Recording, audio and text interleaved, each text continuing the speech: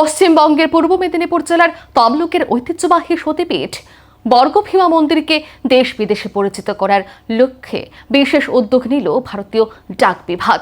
প্রকাশ করা হলো বিশেষ পোস্টাল কভার। তমলুকের সতীপীঠ বর্গভীমার মাহাত্ম্য দেশ বিদেশে ছড়ানোর লক্ষ্যে বিশেষ উদ্যোগ ভারতীয় ডাক বিভাগের। প্রকাশিত হল স্পেশাল পোস্টাল কভার। বর্গভীমা মায়ের মাহাত্ম্য এবার ছড়িয়ে পড়বে দেশ বিদেশে, সেই লক্ষ্যেই বিশেষ উদ্যোগ নিল ভারতীয় ডাক বিভাগ।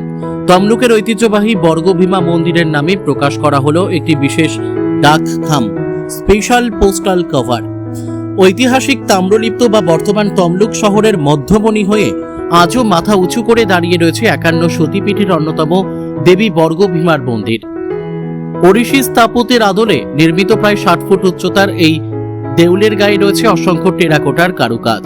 মন্দিরের গর্ভগৃহে কালো পাথরে নির্মিত দেবী মূর্তি পূজিত হন উগ্র তারা রূপে।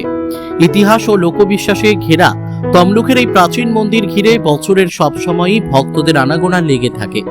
আজ দেবী বর্গভীমা মায়ের মন্দিরের চরণে এই পোস্টাল খামগুলি পুজো দেওয়ার পরেই প্রকাশ করা হয়।